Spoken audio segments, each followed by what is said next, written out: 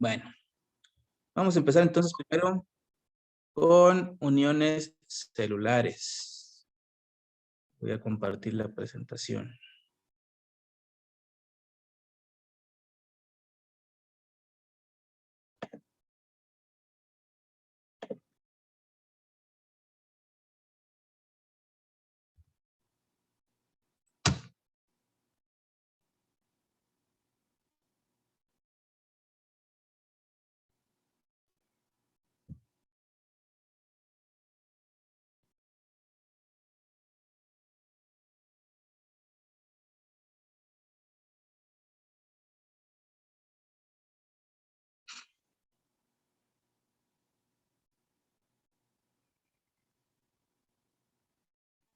Muy bien, vamos entonces a ver lo que es uniones celulares. Y las uniones celulares son un tipo de estructuras muy importantes porque justamente me proveen la comunicación entre dos células adyacentes, pero no nada más entre dos células adyacentes, también entre una célula y su matriz extracelular, porque hay tipos de tejidos, como el conectivo, donde hay mucha matriz extracelular, ¿sale? Entonces hay muchas, por ejemplo, proteínas, glicosaminoglicanos que forman parte de esa estructura y no hay células como tal. Pero lógicamente esa estructura de glicosaminoglicanos, de proteínas, en algún momento en su límite, sí tienen contacto con células, y por lo mismo también esas células deben de estar ancladas a esa matriz extracelular. Bueno, de acuerdo a su extensión, a su tamaño, por así decirlo, pues, tenemos dos tipos de uniones celulares, el tipo zonula y el tipo mácula. El tipo nula es una especie de moho de cinturón y está sobre todo en regiones apicales de células epiteliales del intestino. Bueno, es un ejemplo, ahí está en varias zonas. ¿A qué se refiere que es moho de cinturón? Que hay varias formando una línea, ¿sale? Mientras que las tipo mácula es una unión que se conoce como unión puntual, es decir, o sea, también son varias, pero están como que más separadas, pues las tipo zonula están más juntas y las tipo mácula están más separadas. Entonces, por eso las tipo zonula pareciera que forman una especie, como dice aquí, de cinturón, mientras que las tipo mácula, como están muy separadas, por eso se conocen así como puntuales, están como que en puntos específicos, pues, ¿vale? Y un ejemplo donde las hallamos es la unión de células del estrato basal de la epidermis, es decir, en la piel. Ahora bien, de acuerdo a su estructura y función, se clasifican en tres grandes grupos, que son las uniones comunicantes, las uniones estrechas y los desmosomas. Aquí está un ejemplo de todo el conjunto de tipos de uniones que puede haber. Una misma célula puede tener varios tipos de uniones, no es uno solo, dependiendo de la posición donde se encuentre.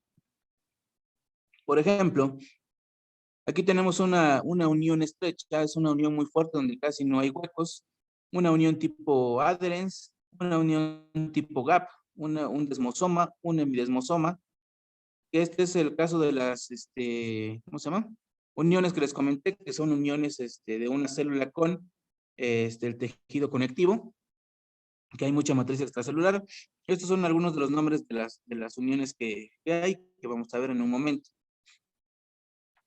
Bueno, vamos por partes. Dentro de las uniones comunicantes tenemos dos grandes grupos.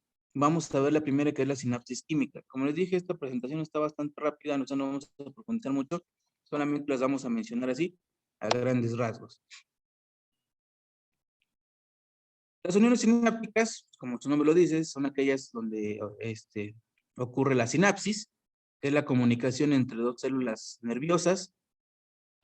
Aquí tenemos, por ejemplo, una célula presináptica, una neurona presináptica, que va a dar su proceso de señalización vía sinapsis a una célula postsináptica, ¿vale? Ese tipo de unión, algunos incluso no la consideran ni siquiera un tipo de unión, pero bueno, como en en alguna literatura lo ven así como un tipo de unión celular, nosotros también lo manejamos así, pero en realidad, en sentido estricto de la definición de unión celular, no lo es, porque una unión, justamente como su nombre lo dice, literalmente une a dos células, en su caso a las células con la matriz extracelular. Aquí no hay una unión como tal, si ustedes ven, simplemente en la sinapsis se liberan las vesículas que liberan un neurotransmisor. Pero recalco, como algunos lo ven así, pues entonces también le ponemos acá. Y dentro de los principales neurotransmisores, pues tenemos la acetilcolina, noradrenalina, dopamina, pero hay muchos más. Estos son como que los más comunes, pero hay muchos más neurotransmisores. Y dentro de las uniones comunicantes tenemos las uniones tipo GAP, ¿vale? Estas uniones son especiales porque son las únicas, no hay ningún otro tipo de unión. Estas uniones, las uniones tipo GAP o también llamadas uniones en hendidura, son las únicas que comunican los citoplasmas de dos células adyacentes, es decir, forman un canal que atraviesa tanto la membrana de una célula, en este caso vamos a decir la de la izquierda, como la membrana de la célula de la derecha. Por lo tanto, se pueden transmitir incluso nutrientes, moléculas, agua, ¿sale? Todo eso puede pasar en ese canal que se forma en este tipo de uniones. Esto recalco, es la única que comunica los citoplasmas de dos células adyacentes. Ninguna otra tiene la capacidad de hacer eso.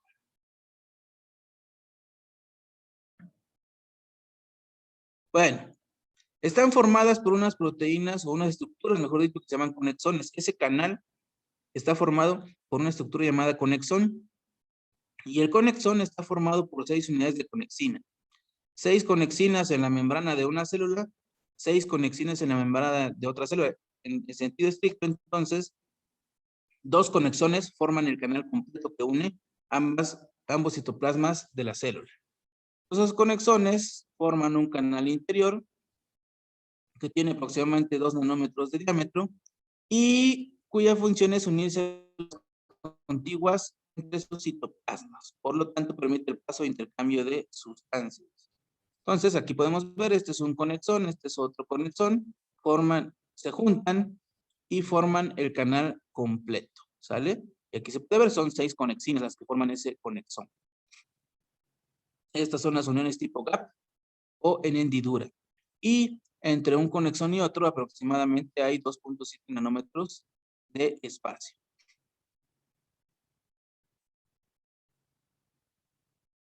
Luego tenemos las uniones estrechas. Dentro de las uniones estrechas, estas uniones son llamadas, son de las tipo sonula, como su número de estrechas, o sea, hay poco espacio o nulo espacio incluso, ¿sale? Son una especie de cremallera por lo mismo de cierre, pues, porque en estas no debe de pasar nada. Este tipo de uniones está presente, por ejemplo, entonces, en las células que recubren las venas y arterias, porque justamente la función de estas uniones en esas células es evitar que se salga la sangre de las venas y las arterias. Entonces, prácticamente no hay espacio entre una unión y otra. Entonces, por eso se llaman íntimas o incluso herméticas, ¿vale? Pueden estar formadas por caderinas o por otra que también se llama cingulina o por otras que también se llaman ocludinas. Y estos interactúan con actina del citoesqueleto. Aquí deben de poner mucha atención porque hay otro tipo de uniones que vienen más adelante, que esas interactúan pero con con filamentos intermedios, como la queratina. Entonces aquí está lo que les comentaba. Puede ser por caderinas. Las caderinas e integrinas son un tipo de familias de proteínas de uniones celulares. En este caso actúan las caderinas. También actúan unas proteínas que se llaman claudinas y ocludinas. Y estas, cuando es por caderinas, están fijadas a la actina por medio de las cateninas. Cuando es la claudina y la ocludina, están unidas a la actina por medio de las proteínas cingulinas.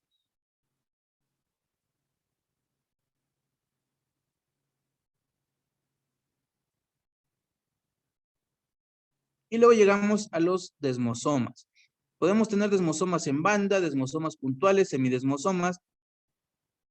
En esencia, la estructura del desmosoma en banda y puntual es la misma. La diferencia es que en el desmosoma en banda sí podemos encontrar varios literalmente así, formando una banda, pero no son tantos como en una unión comunicante o una unión estrecha, son pocos. Y en el caso de los puntuales es porque sí de plano están todos dispersos. Hay un hueco bastante grande, o un espacio bastante grande entre un desmosoma puntual y el otro. Y los semidesmosomas, que esa es la única unión, es el único tipo de unión entre una célula y la matriz extracelular. Todas las demás tipos celulares son uniones célula-célula. Entonces, los desmosomas facilitan la unión mecánica entre las células, hacen que funcionen como una unidad estructural, por lo tanto están presentes sobre todo en la formación de tejidos, pues, ¿sale?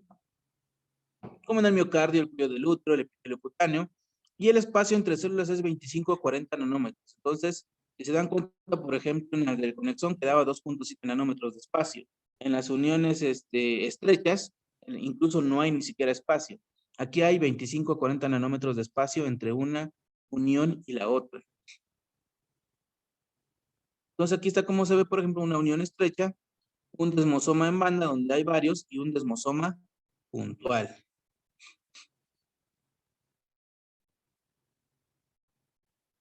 Entonces, el desmosoma en banda está generalmente en los polos apicales de las células, es una franja continua, como les dije, de hecho son varios desmosomas, así como que en banda, literalmente en línea, pues, aún así no son tantos como en los otros tipos de uniones, y este también conecta con filamentos de actina el citoesqueleto. El desmosoma puntual es en puntos concretos, recalco, es similar de hecho al desmosoma en banda, nada más que aquí sí son uno solito, en el otro son varios, ¿sale? ¿Y qué es la característica que sí tienen todos estos tipos de desmosomas, perdón? Ah, bueno, y hay una diferencia incluso también esencial, perdón, entre el desmosoma puntual y el desmosoma en banda. Aunque son iguales en estructura, es decir, presentan estos tipos de proteínas que se llaman desmoplaquinas, placofilinas o placoglobinas, o esta otra que está acá, que es desmocolina, todas, o de la desmogleína. Hay una diferencia entre el desmosoma en banda y el puntual. El desmosoma en banda se une directamente a elementos de actina, pero el desmosoma puntual, aunque están formados también por desmoplaquinas, placofilinas, placoglobinas o desmocolinas y desmogleínas, estos se unen a filamentos intermedios, especialmente la queratina. ¿Vale? Aquí se ve todos estos como vellitos que parecen haber aquí son las fibras del filamento intermedio, en este caso de la queratina. ¿Ven? Y llegamos al hemidesmosoma. El hemidesmosoma tiene la misma estructura que el desmosoma puntual, que el desmosoma en banda, perdón, en el sentido de que, o sea, todos tienen, como dije, desmogleína, desmoplaquina, desmocolina, placoglobina, placofilina, todos pueden tener eso, pero la diferencia que recalco entre el desmosoma en banda y el puntual es que el desmosoma en banda se une al interior de la célula, a la actina, el desmosoma puntual al filamento intermedio, precisamente creatina. Y el hemidesmosoma es igual que el desmosoma en el sentido que también se une a los microfilamentos, es decir, filamentos de actina, pero su diferencia con el desmosoma en banda es que la unión es directamente con la matriz extracelular. No hay una unión célula-célula, sino unión célula-matriz extracelular.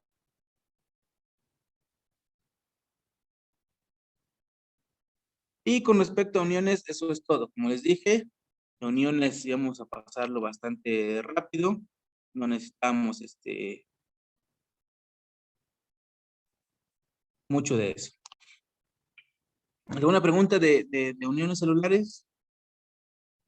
¿Todo bien?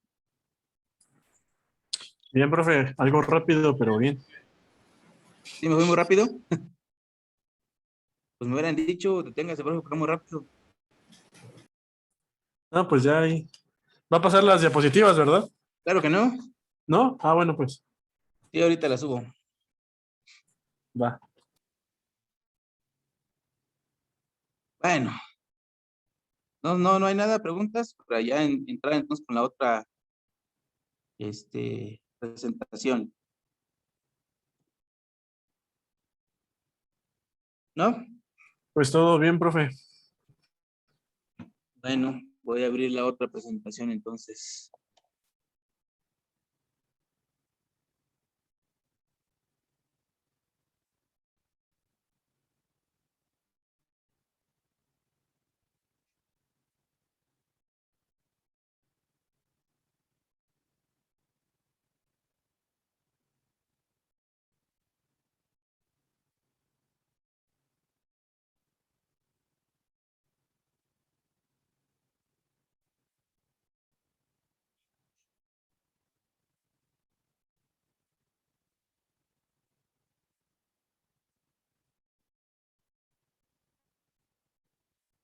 Muy bien, pues vamos a continuar entonces con lo que es señalización celular.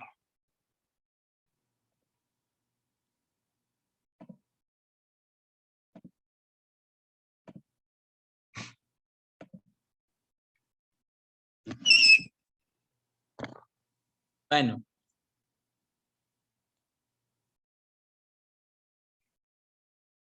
Vamos a ver entonces los procesos de señalización celular, el mecanismo general de la señalización celular,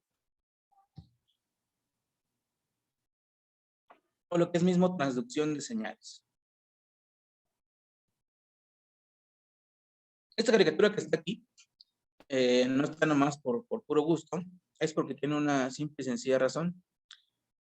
Es una caricatura, lógicamente, pero a grandes rasgos así funcionan los procesos de señalización celular.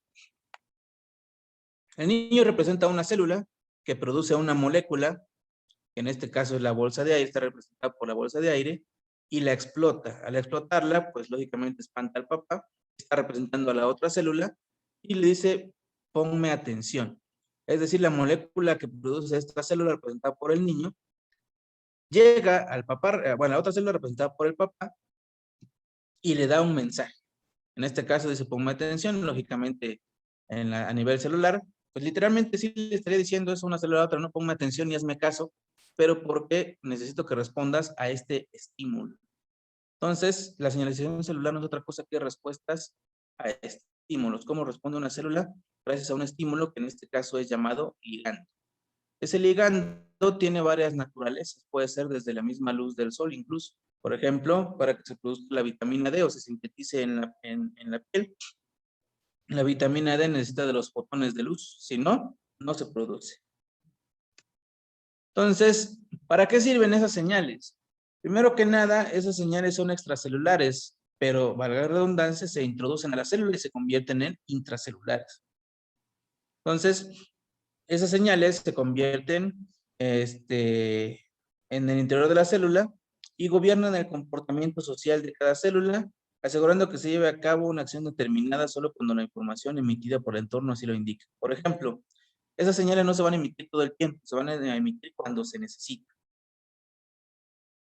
El ejemplo más claro y obvio, casi siempre digo eso porque es recalco el más obvio, una mujer no va a estar produciendo leche todo el tiempo porque no lo va a necesitar todo el tiempo, solamente lo necesita cuando va a amamantar, es decir, cuando tiene un bebé. Entonces, esas señales, ese ligando que va a ser producido por el ovario, va a ser una hormona que le va a decir a las glándulas mamarias, oigan, pónganme atención, necesito que produzcan leche porque tenemos que amamantar a ese bebé, ¿vale? Entonces, esa señal, primera, no se va a producir todo el tiempo, segunda, solamente se va a producir en las mujeres, no la vamos a producir nosotros, por ejemplo, ¿no? Por ahí hay ciertas excepciones de que sí he leído de hombres que producen leche, pero son cosas como que muy extrañas, ¿sale? Bueno, ¿dónde intervienen entonces los procesos de señalización celular? En todo. Desde la proliferación celular, porque debe de una célula estar regulada, si no está regulada, no puede provocar cáncer.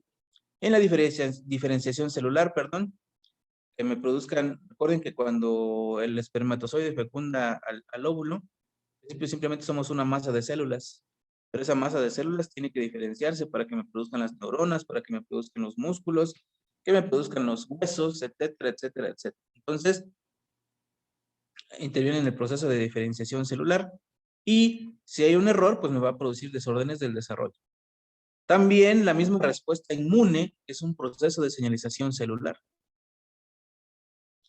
Desde el simple hecho de que un patógeno nos invade y es detectado por células del sistema inmune, se produce un proceso de señalización celular. Por eso, de hecho, en el trabajo que les dejé, que vale para el segundo y tercer parcial, una de las vías que tienen que hablar es la del interferón, justamente, que es una vía que utilizan las células como defensa contra las invasiones virales. Entonces, tenemos defensas contra todo. Lógicamente, los virus, las bacterias, lo que sea, evolucionan para evadir esas defensas. Por eso es que nos terminamos enfermando de todas maneras. Bueno, este es el esquema general de un proceso de señalización celular. Y vaya que sí está muy general, porque cuando ustedes hagan su tarea, bueno, el trabajo, van a ver que no es así de simple. Las vías de señalización, aquí por ejemplo nada más está simbolizado un cuadrito, luego un triángulo y luego un círculo. No es así. Aquí puede ser que sí se active solamente una, pero esta activa a 3 o más. Esas otras 3 activan otras 3 o 4 más. O sea, es toda son procesos ramificados, pues, que van siendo controlados. E incluso, una vía de señalización no está activa a la vez. Hay varias vías de señalización que se activan a la vez y dependiendo de eso es como va a responder la célula. ¿Sale? Pero bueno, recalco, este es el proceso general. Y vamos a ver cada una de estas partes. La molécula de señal extracelular, es decir, la que viene de otro lado, ¿sale? Puede ser de una célula adyacente, pero al fin de cuentas viene de otro lado porque lo está recibiendo otra célula. Y esa señal extracelular es el que se conoce como ligando. También tiene otro nombre que es primer mensajero. Esas 3 maneras las vamos a conocer. Ligando, que es el más común, señal extracelular y primer mensajero. Esa señal extracelular necesita tener un receptor. Ese receptor, la mayoría, están en la membrana celular. Pero, aquí no está, por ejemplo, en este esquema general de señalización celular, no está aquí representada la membrana por una razón, porque también hay receptores intracelulares. Son la minoría, pero sí los hay, ¿sale? Entonces, por eso aquí está el proceso de señalización general. Y en segunda instancia, me activa otras proteínas de señalización intracelular. Esas proteínas de señalización intracelular, la primerita que se produce es llamada el segundo mensajero. ¿Por qué? ¿Cuál es el primero? El ligando. Y a su vez, esas proteínas de señalización intracelular, tienen otras proteínas, son las proteínas blanco. Y esas proteínas blanco me van a alterar 3 cosas a grandes rasgos.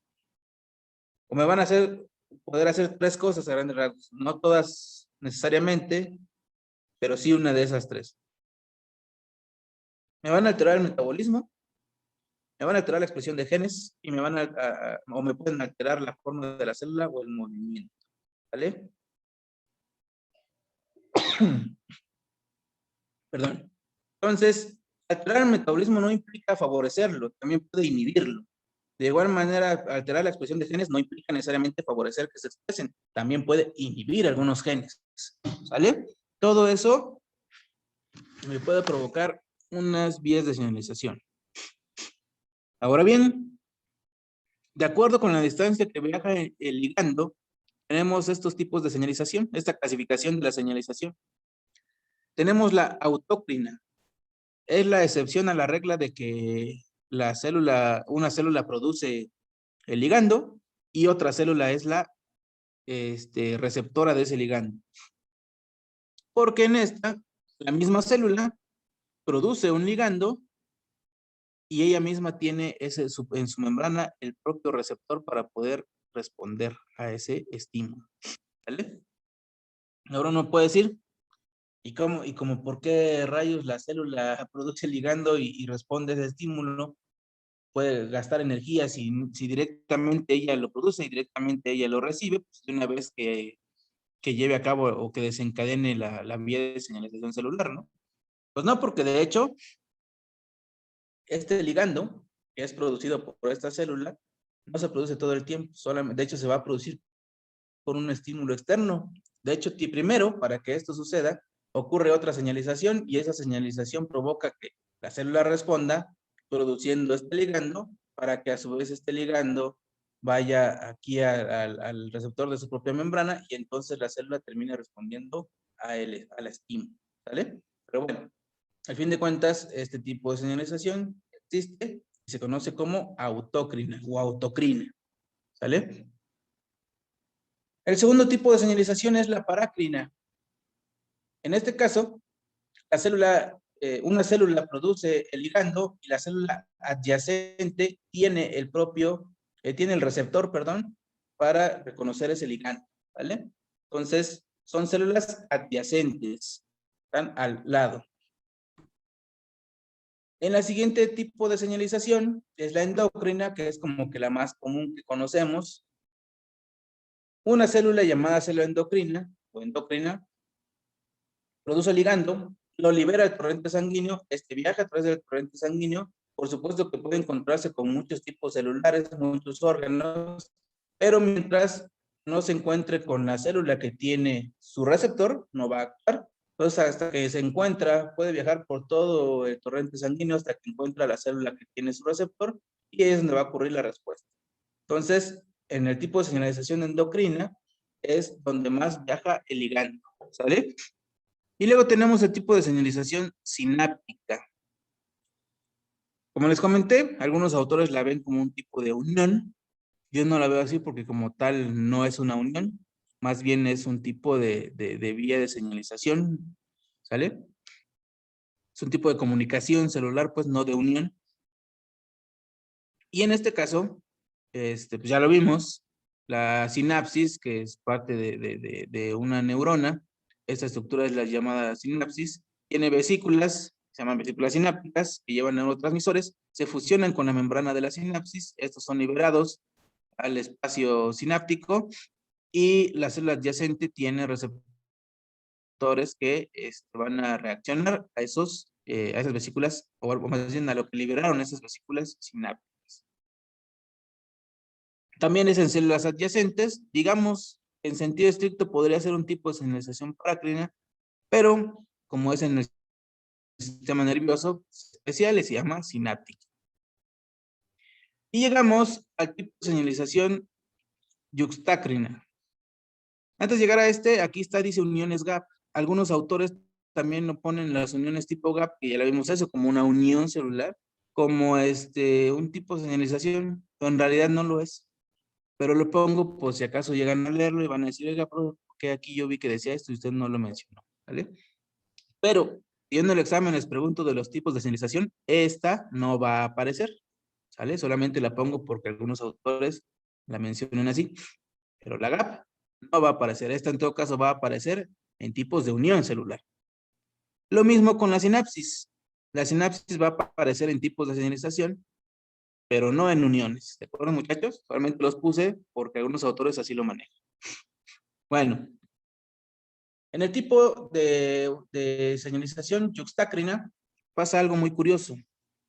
De manera general, todas las células, hasta en la autocrina, la célula produce ligando y lo libera a la matriz extracelular, ya sea que a la célula adyacente o que tenga que viajar por el torrente sanguíneo, pero a fin de cuentas el ligando es liberado tal cual a la matriz extracelular, ¿vale? En la yuxtácrina, el ligando no es liberado en la matriz extracelular, es expresado en la membrana de la célula que lo produce. Y la célula adyacente tiene el receptor para ese ligando. Por eso, por ahí les puse un tipo de señalización, las caderinas, porque las caderinas también funcionan para ese tipo de situaciones, no nada más como unión celular, sino como moléculas de señalización celular, ¿vale? Que activan señalizaciones celulares. Ahora bien, vamos por partes. Vamos a hablar primero de las moléculas señal, de la señal extracelular, del primer mensajero o ligando, como le quieran llamar. Tenemos diferentes tipos de moléculas que pueden actuar como señal. Desde iones, como el calcio y el sodio, proteínas y péptidos. Por definición, un péptido es aquel que tiene menos de 50 aminoácidos. Las proteínas son las que tienen más de 50 aminoácidos, ¿sale? Entonces, por ejemplo, la insulina es una hormona que tiene, una hormona proteica que tiene solamente 24 aminoácidos, entonces sería un péptido. Hormonas en sí, como las lipídicas, glicolípidos, fosfolípidos, aminoácidos como el ácido glutámico o el GABA. El GABA es un derivado del aminoácido que es el ácido gamma aminobutírico. Estos funcionan, de hecho, como neurotransmisores. Gases como el NO y el CO y señales físicas como la luz, lo que les mencionaba, por ejemplo, para la producción de la vitamina D. Todos estos tipos de moléculas pueden funcionar como ligandos, ¿vale?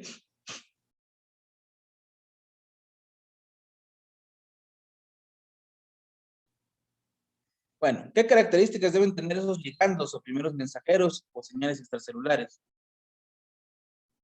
Deben ser detectados, decodificados, amplificados, integrados y transformados por la célula blanca. Es decir, llega el ligando, es detectado por el receptor decodifica la señal, y la amplifica internalizándola a la célula y la integra en un proceso de señalización celular donde aquí, por ejemplo, por eso tiene varias pequeñas mediadores intercelulares que son activados, ¿vale?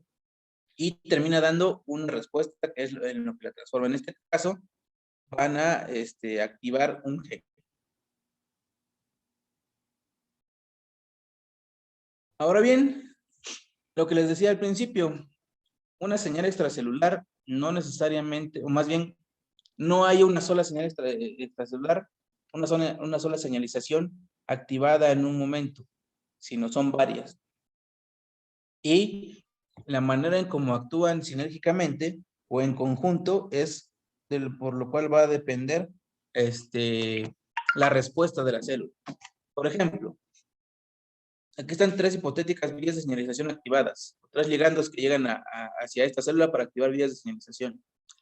Cuando llegan el ligando A, B y C, la célula simplemente recibe la información de que debe de sobrevivir, es decir, simplemente está llevando a cabo su metabolismo, ¿vale?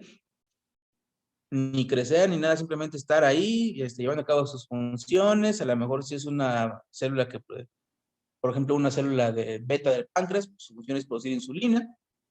Eso es lo que va a estar haciendo nada más. Llevar a cabo su proceso metabólico y en sentido estricto de producción de insulina. Pero, si la célula recibe no nada más al ligando A, B y C, sino también al ligando F y G, el conjunto de todas estas le van a decir a la célula, oye, te tienes que dividir. Y la célula se divide. Pero si ahora resulta que están el ligando A, B y C, pero no el F y G, sino el D y E, le están diciendo a la célula, oye, ¿sabes qué? Es hora de que te diferencies. Y por la forma esta parece una célula dendrítica, por ejemplo, que es un tipo de célula del sistema inmune. ¿Vale? Y si resulta que no hay estímulos, pues a lo mejor la célula dice, no me está estimulando nadie, me tengo que como que morir. Y se va a la apoptosis. ¿Vale?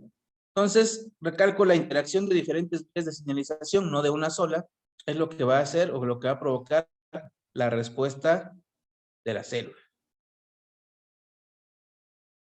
Otra característica que debe de tener la señal, o sea, el ligando, ya dijimos que debe ser, ¿cómo se llama? ¿Qué fue la palabra? Identificado, que debe de ser amplificado, a todo eso, esa es lo que forma parte de la primera característica de señal. Identificado, decodificado, amplificado y convertido o transformado. Y la segunda situación que deben de tener es que deben de ser rápidamente destruidos, por una razón.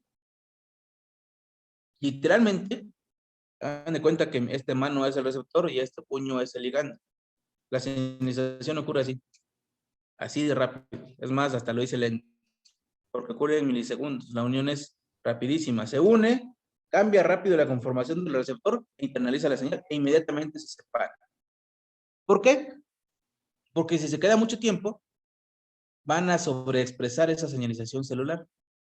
Las drogas es lo que hacen.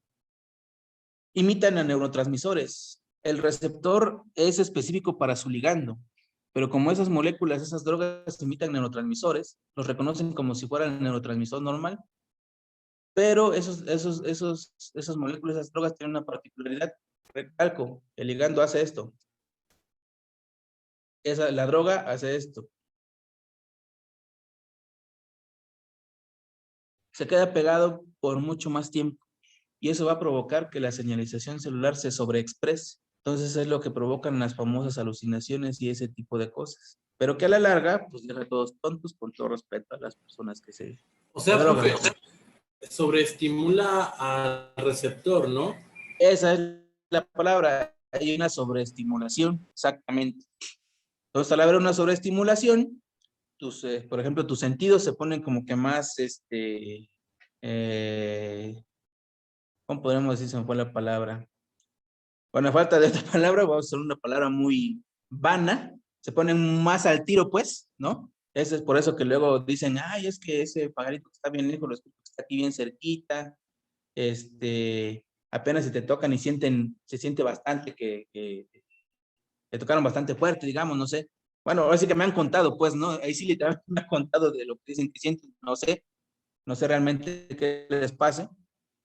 Pero el punto es que sí, hay una sobreestimulación del receptor y por lo tanto una sobreestimulación de las cascadas de señalización y es lo que provoca ese tipo de cosas, las alucinaciones. Tus sentidos pues están más, no sé si decirlo así, más abiertos, ¿sale?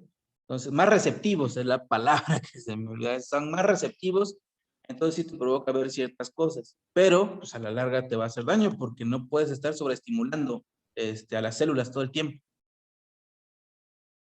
Bueno, entonces, por lo mismo, el ligando llega, hace esto, pum, rápido, y ni bien hace esto, se tiene que degradar. ¿Por qué? Para que no vaya a ocurrir que otra vez se vuelva a unir y va a seguir sobreestimulando al receptor justamente. Esa señal puede ser destruida de varias maneras, por degradación enzimática directa en que haya enzimas en la membrana, por recaptación, puede ser que a lo mejor la célula endocite a esa unión ligando-receptor, una vez endocitado, es degradado tanto el receptor como el ligando, y pues las unidades que lo forman, por ejemplo, si es un péptido, se degrada en aminoácidos, esos aminoácidos pueden ser reutilizados por la célula. Si es una hormona lipídica, de igual manera puede ser reutilizada por la célula. Eso es los procesos de recaptación. O en su caso, se difunden en el medio extracelular y en el medio extracelular también hay enzimas que lo degradan. Ahora bien, tienen una tercera característica de estas señales. Una misma señal puede provocar respuestas diferentes en distintos tipos celulares. ¿Qué significa? Una misma señal puede provocar una vía de señalización diferente en la neurona, pero también puede desencadenar una vía de señalización diferente en el hepatocito, por ejemplo. ¿Vale? ¿Por qué puede hacer eso? Por lo que viene en esta imagen. Hay dos razones por las que pueden desencadenar distintas respuestas, distintas vías de señalización en las células. En este caso está el ejemplo de la acetilcolina, que es un neurotransmisor. La acetilcolina en la célula del músculo del corazón se une a su receptor y ¿qué provoca? Está implicada pues en procesos de ¿cómo se llama? Contracción muscular. El corazón. Célula de la glándula salival. Si ustedes ven, el dibujito está igual, o sea, el receptor es exactamente el mismo. ¿Sale? Pero ¿cuál es la diferencia? Es el mismo ligando, acetilcolina, es el mismo receptor, o bueno, en la familia de receptores, porque este es M2 y M3, pero es la misma familia de receptores, pues. Y sin embargo, aquí provocó contracción muscular y aquí provocó liberación o secreción en las glándulas salivales. ¿Cuál es la diferencia? Creo que es obvia, y es que el tipo celular. Recuerden que desde que vimos núcleo, les he mencionado hasta el cansancio, si yo extraigo el ADN de una neurona, si yo extraigo el ADN de un hepatocito, si yo extraigo el ADN de un reticulocito, de un osteocito, de donde ustedes gusten y manden, excepto por supuesto de eritrocitos maduros porque no tienen núcleo, o de células sexuales porque tienen la mitad de la información genética, pero de ahí en fuera todas las demás tienen la misma información genética, la misma. ¿Por qué una neurona es neurona? Entonces, ¿por qué una célula de la dermis es célula de la dermis? ¿Por qué un hepatocito es hepatocito? Se los he mencionado hasta el cansancio. Porque existen procesos de diferenciación donde se apagan y encienden genes. Hay genes que están encendidos en todas las células y se llaman genes de mantenimiento, en inglés housekeeping. Por ejemplo, los del citoesqueleto, porque todas las células tienen citoesqueleto, entonces esos genes deben de estar encendidos, pero hay genes que solamente deben de ser ocupados por las neuronas y solamente en las neuronas están encendidos y en todas las demás células están apagados. Hay genes que solamente los ocupa el hepatocito y que en todas las demás células están apagados. Hay genes que solamente los ocupan las células del páncreas y en todas las demás están apagados. Entonces, al haber apagados muchos genes, no va a ser la misma respuesta que tenga la acetilcolina en la célula del músculo del corazón, a la célula de la glándula salival, a pesar de que tengan el mismo receptor. Simple y sencillamente, como la célula es diferente, responde diferente aunque sea el mismo receptor y el mismo ligando. Y hay una segunda opción, que es, desde luego, en la célula del músculo esquelético, aunque siga siendo músculo, pero no es lo mismo del esquelético que del músculo del corazón, o que incluso de la glándula salival. La célula del músculo esquelético de por sí es diferente, pero además aquí sí, el receptor es diferente. Es decir, ese ligando puede ser reconocido por dos receptores diferentes. Y también por eso la respuesta es diferente. ¿Vale? Entonces, ¿por qué una misma señal puede provocar respuestas diferentes? Una, simple y sencillamente porque las células son diferentes. Y dos, porque el receptor es diferente. Bueno, ya hablamos de las moléculas señal. ¿Cuáles son? Bueno, a grandes rasgos, obviamente. No dimos nombres específicos, excepto de los iones, porque ahí sí era algo específico. Calcio, sodio, de gases, como el CO y el NO, pero de las demás dijimos simplemente hormonas, péptidos, proteínas, ¿no? Ahí ya nos especificamos, hablamos a grandes rasgos, pues, de los grupos o de los tipos de ligandos, hablamos de las características que deben de tener. Y ahora vamos a hablar de los receptores. Como dijimos al principio, existen dos tipos de receptores, unos presentes en membrana y otros intracelulares. Y a su vez los intracelulares se dividen en citoplasmáticos y nucleares.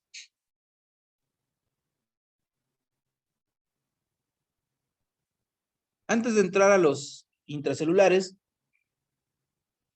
primero es importante ver estas hormonas lipídicas, como la testosterona, estradiol, progesterona, etcétera, etcétera. Son hormonas que por su naturaleza lipídica pueden atravesar la membrana celular fácilmente. Como la atraviesan fácilmente, no hay receptores en la membrana celular, necesitan receptores intracelulares. Y pueden actuar de dos diferentes maneras. Ambas terminan decayendo en lo mismo, que es actuar en el núcleo.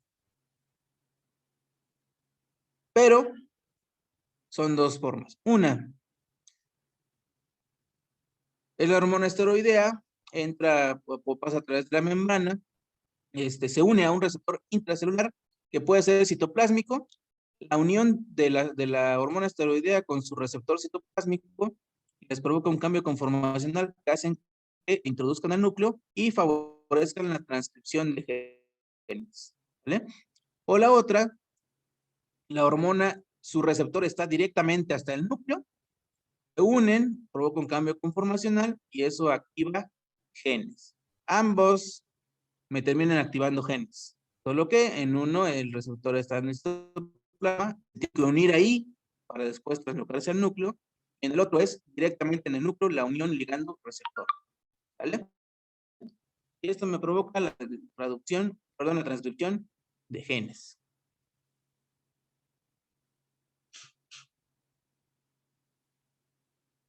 Entonces, a grandes rasgos, aquí está otra vez cómo están los receptores citoplásmicos. Entra la hormona esteroidea, se une al receptor, se activan y entonces se introducen al núcleo. El receptor de cortisol es un ejemplo de ellos. En el otro caso, entra el ligando hasta el núcleo, se une ahí con su receptor y provoca transcripción de genes. De este tipo de receptores nucleares están receptores de estrógenos, de andrógenos, de hormonas tiroideas, del ácido retinoico y de la vitamina D. O sea, son la mayoría los receptores nucleares. Bueno, la mayoría de tipos de receptores intracelulares. Pero, hablando en general de receptores nucleares y de membrana, la gran mayoría de receptores que hay son de membrana. Y dentro de los receptores de membrana, tenemos tres grandes grupos. Los receptores asociados a canales iónicos, los receptores asociados a enzimas y los receptores asociados a proteínas G. Esos son los tres grandes grupos de receptores que hay. Vamos a verlos. Receptores asociados a canales iónicos. Pueden ser canales iónicos de sodio, de potasio, de calcio, de cloro, etcétera. O sea, de varios, pues, iones, ¿vale? Puede ser incluso de magnesio, el cobre, de hierro, lo que ustedes gusten y manden. Entonces, ¿qué es lo que sucede? Puede haber de dos tipos. Uno, en el que el mismo receptor es el canal iónico. Y dos, que el receptor activa un canal iónico que está adyacente. ¿Qué es lo que sucede entonces? Llega el ligando, se une al sitio de unión del ligando del receptor. Si el receptor es el canal iónico, antes de la unión al ligando está cerrado. Cuando el ligando se une, le provoca un cambio conformacional que provoca que el canal se abra y entonces pasen los iones. Entonces puede ser un receptor con actividad de canal iónico directamente, o que al lado del receptor haya un canal. Entonces la unión ligando-receptor le provoca un cambio conformacional al receptor, que a su vez va a provocar un cambio conformacional en la proteína canal que está al lado, y va a hacer que se abra y pase el ion. ¿Sale? Esos son los asociados a canales iónicos.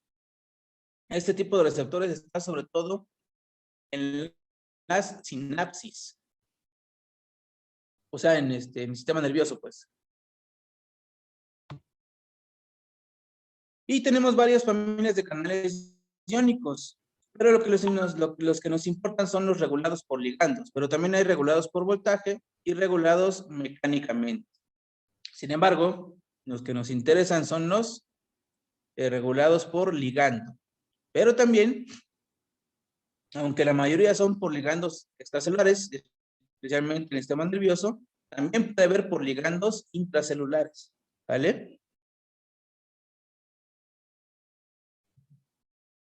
Luego vienen los receptores asociados a enzimas. ¿Qué significa esto? Que los receptores pueden poseer actividad enzimática intrínseca o pueden estar asociados a una proteína con actividad enzimática. De igual manera como el canal iónico, el mismo receptor puede funcionar como canal. Al interactuar con el ligando, se abre el canal y deja pasar el ion. Pero también el ligando, al interactuar con el receptor, hace que el receptor active un canal iónico. Lo mismo pasa aquí. La unión ligando-receptor puede desencadenar que el mismo receptor, en su lado citosólico, active un dominio tipo enzima. O sea, el receptor es receptor y enzima a la vez, pero lógicamente, mientras el ligando no esté unido, el dominio tipo enzima no va a estar activo, ¿vale? O puede ser que el ligando se una al receptor y el receptor active a una enzima que está al lado de él. Esas son las dos maneras. Con actividad enzimática intrínseca, tenemos los receptores a guanilato ciclasa, a tirosina sinasa, a tirosina fosfatasa y a serina tronina quinasa, ¿vale? Y con actividad enzimática, es decir, que activan a otra proteína que es una enzima, también hay asociados a tirosina sinasa. Y una particularidad que tienen los receptores asociados a enzimas. Aquí no se ve, pero déjenme ver si hay una imagen más adelante. Aquí sí se ve. Tienen esta particularidad, siempre son diméricos. Cuando están inactivos, están en forma monomérica, lógicamente hay dos receptores cerca. Cuando llega el ligando, se une. Esa unión de ligando provoca que se unen los dos receptores, los dos, para que el receptor, bueno, en realidad, en sentido estricto, en su forma monomérica, no es el receptor. En su forma dímerica ya es el receptor. Entonces, en su forma dimérica se activan en su dominio enzimático y desencadenan la señalización celular. ¿Vale? Entonces, todos los receptores asociados a enzimas tienen que estar en su forma dimérica para poder funcionar. Y uno de los más comunes es el receptor de guanilato ciclasa. Cuando ligando se une a su receptor, aquí no se ve la forma dimérica, pero debe ser dimérico, este tiene actividad enzimática intrínseca. Quiere decir que la unión de ligando con el receptor va a provocar un cambio conformacional en su estado citosólico, que es el dominio enzima, se va a activar y gracias al GTP se va a fosforilar y entonces tiene su dominio de guanilato ciclasa activo. ¿Qué es lo que va a hacer este dominio de guanilato ciclasa? Como su nombre lo dice, guanilato, guanidina, guanina, pues. Al GTP primero le va a quitar 2 grupos fosfato y la energía cedida por el rompimiento de esos grupos fosfato, con esa misma energía va a hacer que se ciclice y vamos a obtener guanosin monofosfato cíclico. Aquí tenemos algunos ejemplos de receptores asociados a enzimas de tirosina sinasa. Por ejemplo, la mayoría de factores de crecimiento son asociados a este tipo de receptores. Como dijimos, debe ocurrir una dimerización del receptor y la mayoría de estos regulan proliferación y diferenciación celular, así como el metabolismo celular. Se llaman receptores además asociados a tirosina sinasa porque tienen actividad de tirosina sinasa, valga la redundancia. ¿Qué significa esto? Toda enzima que tiene el nombre sinasa o quinasa es lo mismo, sinasa o quinasa es lo mismo. Toda enzima que tiene eso es porque añaden grupos fosfato. ¿Sale? El término quinasa, si bien ustedes el término quinasa de cajón es porque es una enzima que añade grupos fosfato. ¿Y a qué se refiere que tenga actividad tirosina sinasa? Primero entonces añade grupos fosfato. ¿Y dónde los añade? En residuos de tirosina. Por eso se llaman tirosina sinasa. La tirosina, recuerden que es un tipo de aminoácido que está por parte de las proteínas, entonces en esos residuos de tirosina va a fosforilar. Y los receptores tirosina fosfatasa, si las quinasas fosforilan, las fosfatasas desfosforilan, o sea, quitan los grupos fosfato. ¿Vale? Y los receptores de serina tronina quinasa, de igual manera que los receptores tirosina sinasa, tienen actividad de fosforilación, pero estos no fosforilan en las tirosinas, sino que fosforilan en residuos de serina y de treonina. Como ejemplo, tenemos el receptor del factor de crecimiento tumoral beta. Y llegamos al último grupo de, ¿cómo se llama? De receptores y con eso terminamos por hoy. Receptores asociados a proteínas G. Los receptores asociados a proteínas G son parecidos a los, ¿me escuchan, muchachos? Se congeló mi imagen de repente. Sí, profe. ¿Me están escuchando, no? Sí, profe, todo bien. Ok. Es que de repente se congeló mi imagen, por eso pensé que se había cortado la señal. Bueno. Entonces, los receptores asociados a proteínas G son parecidos a los receptores asociados a enzimas, pero hay una situación diferente. Son parecidos en el sentido de que también terminan actuando una enzima, pero en los receptores asociados a enzimas, el receptor directamente puede tener una actividad enzima o una segunda proteína es la que tiene la actividad de enzima.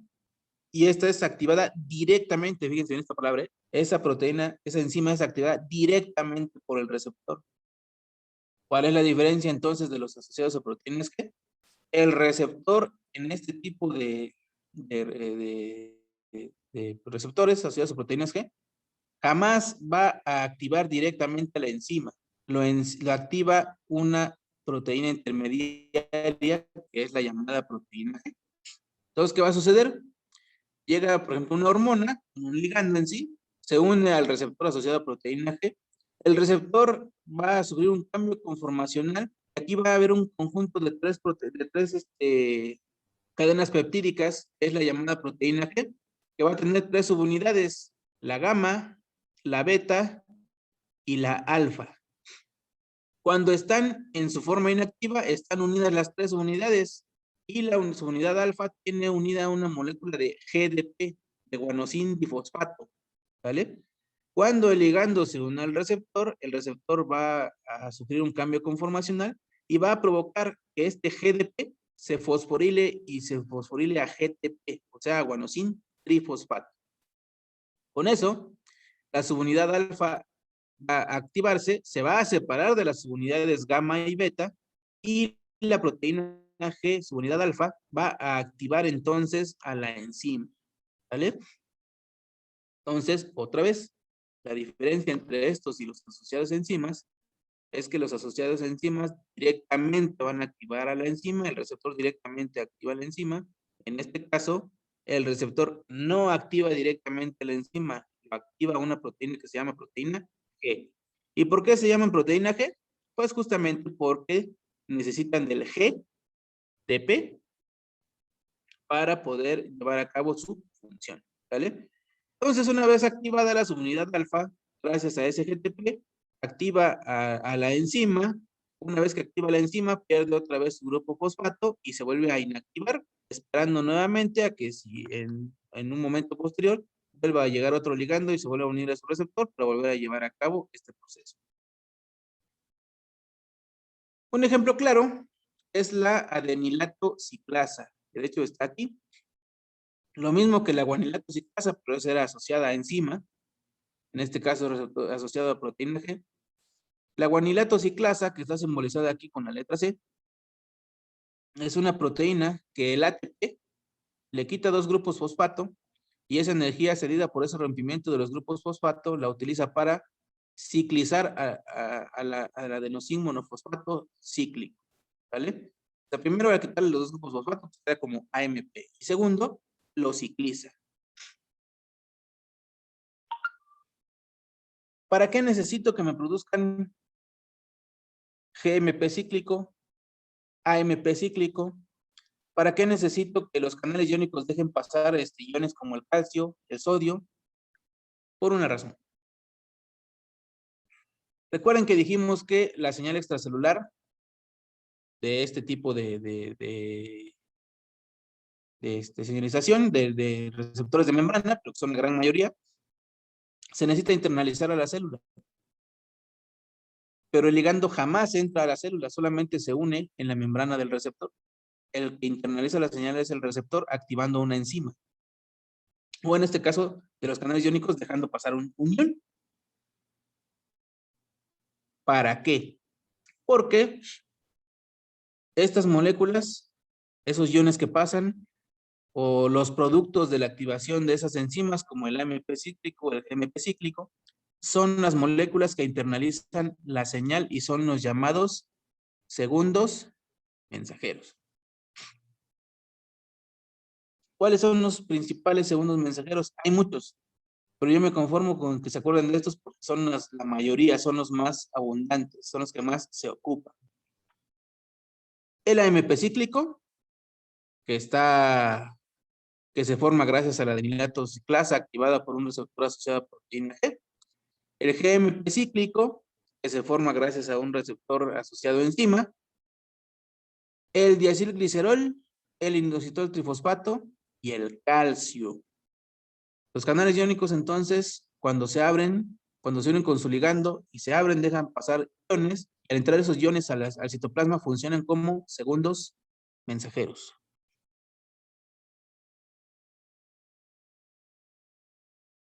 Aquí, aunque dice que el calcio es un mensajero ubicuo, aquí no me interesa que vean eso. Lo que me interesa es que vean en realidad que las señalizaciones celulares no son tan simples como la imagen inicial, sino es toda una maraña, toda una red donde van activándose varias cosas. Por ejemplo, aquí dice que está un antígeno, aquí otro antígeno, aquí un factor de crecimiento, hormonas y neurotransmisores, el mismo calcio, y todas esas vías de señalización se van regulando.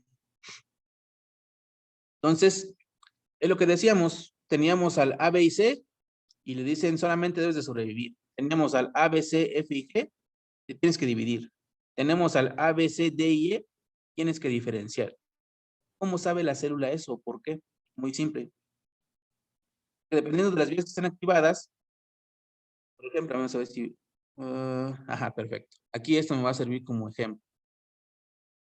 Fíjense bien, aquí tenemos una señalización clásica, dice vía receptora acoplada a proteína G, por sus siglas en inglés es lo que significa GPCR. El receptor asociado a proteína G me puede activar a la adenilatosiclasa y me produce el AMP cíclico, que a su vez activa la fosfocinasa A. Pero también me activa la fosfolipasa C-beta.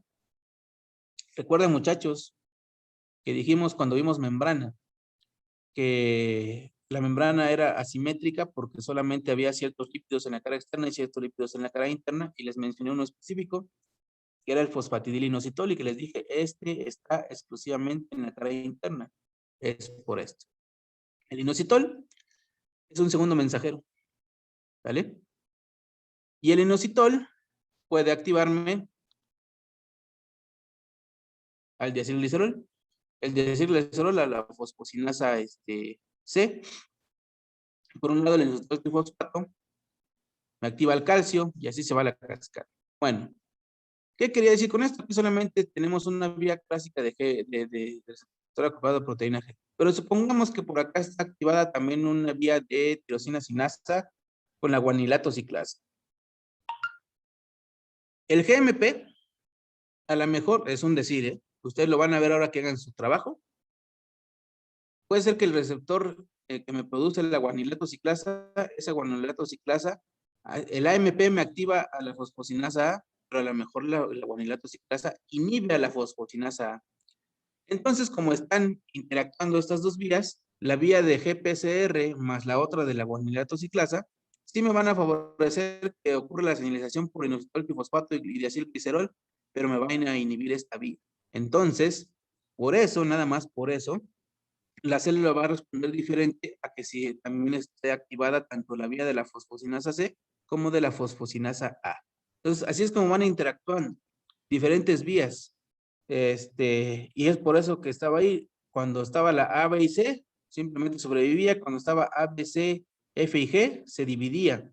Pero ahora, como interactuaban con la E y F, se diferenciaban. Porque cada vía de señalización inhibe, bueno, unas activan y otras inhiben ciertas cosas. Lo que es activado por una lo puede inhibir otra. No inhibe todo, sino inhibe solamente ciertos procesos. Y al ir interactuando de esa manera, inhibiendo y favoreciendo algunos procesos, es como responde la célula.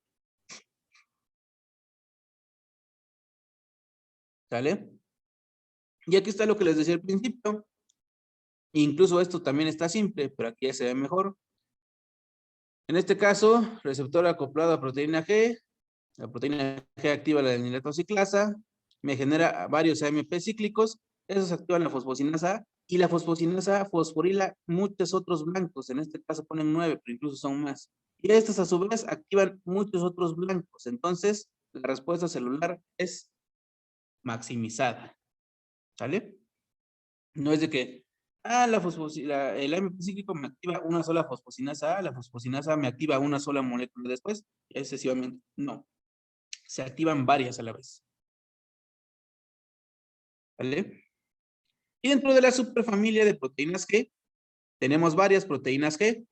La familia de las proteínas RAS, que están implicadas en el crecimiento celular. La familia de proteínas Rho y RAC, que están implicadas en la morfología celular. Las RAP, que están implicadas en transporte de vesículas. Y las RAN, que están implicadas en transporte nuclear. No vimos núcleos, si se acuerdan, la RAN GTP era una proteína que favorecía tanto el importe como el exporte nuclear. ¿Vale? Y ahora vamos a las proteínas blancas. Son muchas las proteínas blancas, entonces no vamos a hablar aquí de algo en específico, simplemente vamos a ver lo que ya estamos mencionando de la interacción. Una misma respuesta celular puede estar inducida por varias vías de señalización. Permiten un control fino de las funciones celulares y la señalización celular está caracterizada por eventos de cruzamiento y convergencia de la señal, lo que les decía. se activan varias vías, pero al activarse varias puede ser que lo que favoreció una, otro lo bloquea, pero no bloquea todo, solamente bloquea una parte y gracias a eso es la distinta respuesta de la célula. Aquí está un ejemplo. Un receptor asociado a proteína G, una tirosina sinasa. Ambas pueden activar la fosfolipasa C, pero como la están sobreexpresando la fosfolipasa C, esa sobreexpresión de la fosfolipasa C me produce ciertas cosas. A su vez, esta me produce la adeninato ciclasa, esta activa la GRB2, esta a la quinasa PI3, y el conjunto de todas las activaciones que ocurren de estas vías, la fosfosinasa A, cuando actúa en conjunto con la camsinasa, con la fosfosinasa C y con la mapsinasa, me regula la expresión de genes regulatorios, vale la redundancia. A su vez, la fosfosinasa A, cuando interactúa con camsinasa, con fosfosinasa C, con mapsinasa y también con la quinasa AKT, tienen blancos muchas otras proteínas aparte de las regulatorias. Entonces, el punto es que dependiendo de todo lo que se active, es lo que va a la célula a responder.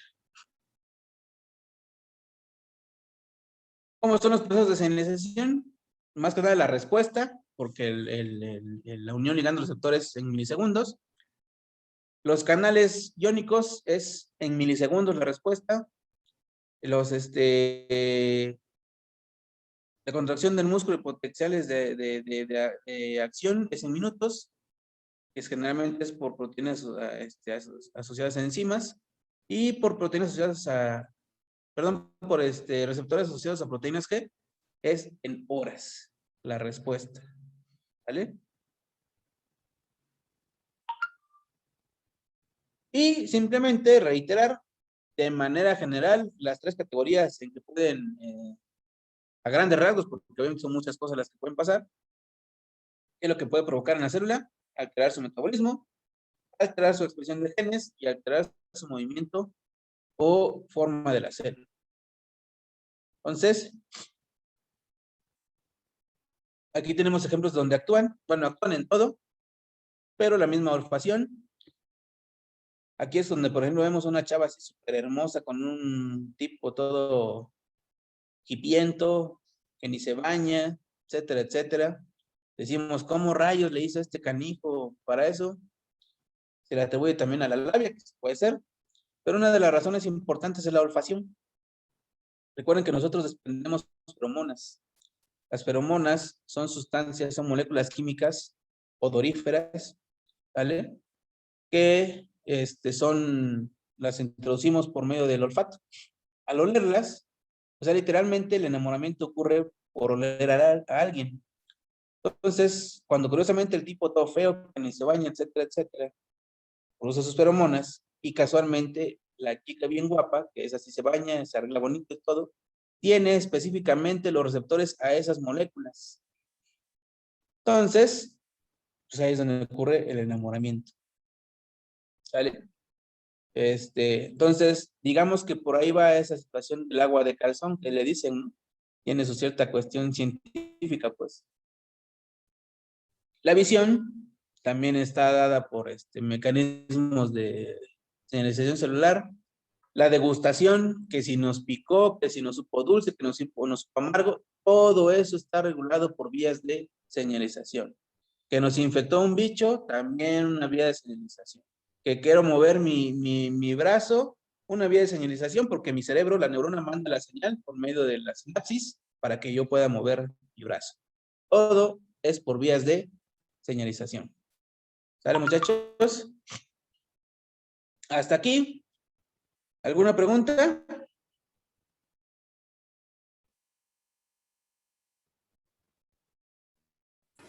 No, profesor. No, profe.